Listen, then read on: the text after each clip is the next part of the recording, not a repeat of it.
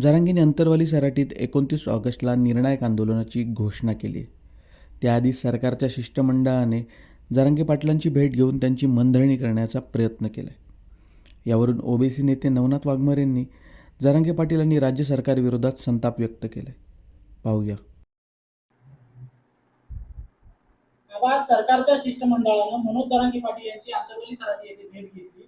त्या भेटीदरम्यान बऱ्याच चर्चा झाल्या. काय वाटतं तुम्हाला या भेटी संदर्भात? काय आहे, मनोज जरांगे हे सरकारचे लाडके जावई आहेत.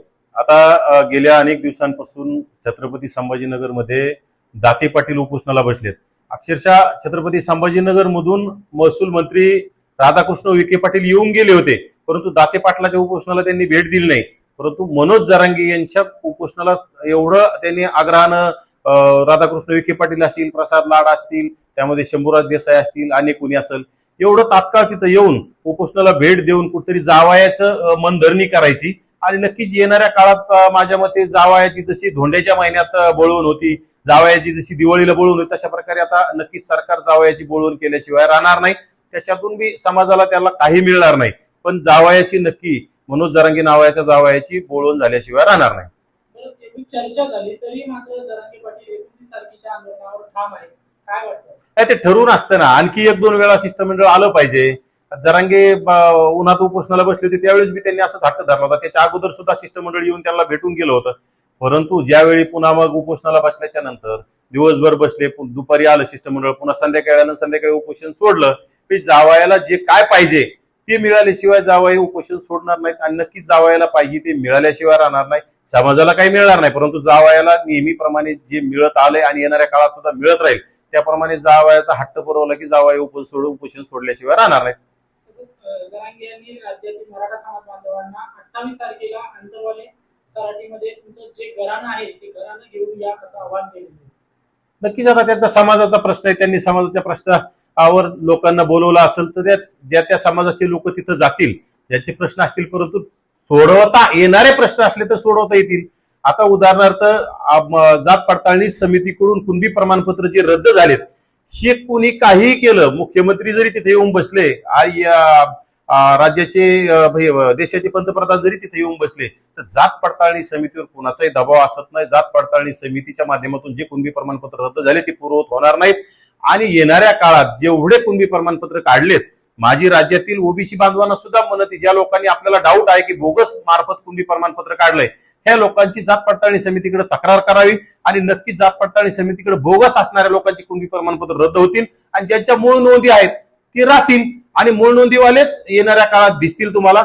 जरांगेंनी किती मागितले, राज्य सरकारने किती दिले तरी कुणबी प्रमाणपत्र टिकत नसतात. जे सत्य आहे ते सत्य राहील, जे असत्य आहे ते असत्य राहील. ज्या शिष्टमंडळासोबत जरांगे पाटील यांची भेट झाली, चर्चा झाली, त्यावेळी विखे पाटलांनी त्यांना विनंती केली की जरांगेंनी 29च्या उपोषणासंदर्भात फेरविचार करावा. मात्र तरी जरांगे पाटील उपोषणावर ठाम आहेत. विखे पाटलांचं नक्कीच जरांगे ऐकतील. तोपर्यंत काही टेंडर बिंडरचा विषय होऊन जाईल किंवा तोपर्यंत आणखी 29ची घोषणा केली, समाजाला तिथं एक दिवस बोलवतील, दुसऱ्या दिवशी थांबतील, दुसऱ्या किंवा तिसऱ्या दिवशी जरांगे उपोषण सोडतीलच नाही. परंतु आता आपण घोषणा केली आणि लगेच शिष्टमंडळ आलं आणि भेटलंय आणि आपण आंदोलन स्टॉप केले असं जर सांगितलं तर समाज कसा विश्वास ठेवील? त्यासाठी ते 2-3 दिवसाचं काहीतरी त्यांना कुठाना करावं लागेल आणि पुन्हा शिष्टमंडळीने आणि उपोषण सोडलं जाईल. 58 लाख नोंदी सापडल्या, त्यांचे काही प्रमाणपत्र मिळत नाही. परत जे काही प्रमाणपत्र रद्द झाले, यामध्ये विखे पाटील म्हणाले की जो झारीतला शुक्राचार्याचा आपल्याला आता बंदोबस्त करावा लागेल. कोणाला म्हटलं असेल त्यांनी शुक्राचार्य?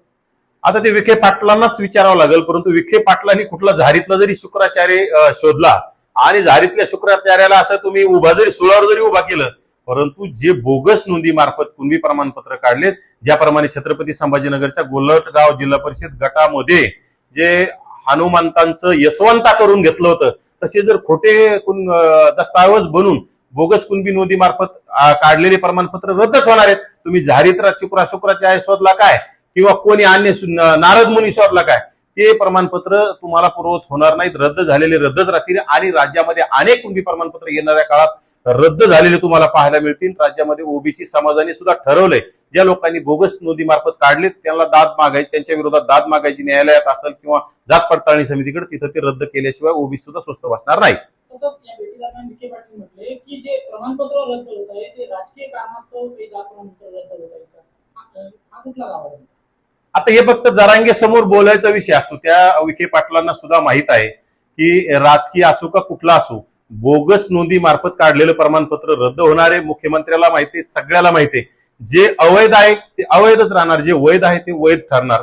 तुम्ही जर चुकीच्या माध्यमातून कुणाला प्रेशर करून हाताने खाडा पडून कुणबीच्या मराठ्याच्या आधी कुक लिहितान किंवा कुणबी लिहितान, वेगळी अक्षर वेगळं राहील, साई वेगळी राहील, असे कुणबी प्रमाणपत्र टिकणार नाहीत. आणि माझं तर राज्यातील मराठा समाजाला कळकळीची विनंती, खोटी प्रमाणपत्र काढून विनाकारण तुमचा सुद्धा वेळ गवायला घालू नका. या राजकीय नेत्यांनी कुठेतरी सत्तेच्या लालसेपोटी प्रमाणपत्र काढले, ते सुद्धा रद्द झालेले व्हायला लागलेले तुम्हाला पाहायला मिळतात. त्यामुळे राज्यातील नोकरीसाठी असतील, कुणी असतील, जे ओरिजिनल आहेत त्यांना कोणी रोखू शकत नाही, परंतु जे खोटे आहेत त्यांना कोणी वाचवू शकत नाही. शेवटचा प्रश्न आहे आपला. छगन भुजबळ यांनी म्हटलेले आहे की मनोज जरांगे यांचा लढा आमच्या सोबत नाही, म्हणजे ओबीसी सोबत नाही, सरकार सोबत आहे. त्यावर काय वाटतं? हे पहा, आदरणीय भुजबळ साहेब आमचे ओबीसींचे देशाचे सर्वोच्च नेते आहेत, राज्याचे सर्वोच्च नेते आहेत. आणि भुजबळ साहेबांनी अनेक वेळा रामलीला मैदान भरून दाखवलं, भुजबळ साहेबांनी मुंबई भरून दाखवली, पुणे भरून दाखवलं. ज्या भुजबळ साहेबांना अनेक वर्षांचा गाढा अभ्यास ओबीसींचा आहे. आता कसं आहे, आम्ही नवीन कार्यकर्ते आहोत. नवीन फळीतले का लक्ष्मण हाके असेल, मी असेल, मंगेश सासाने असेल, आम्ही नवीन कार्यकर्ते आहोत. आमच्यापेक्षा शेवटी त्यांनी अनेक पावसाळे उन्हाळे बघितलेले आहेत. त्यामुळं मला भुजबळ साहेबांची भेट घेतल्यावर, भुजबळ साहेबांची चर्चा झाल्यावरच याच्यावर बोलता येईल.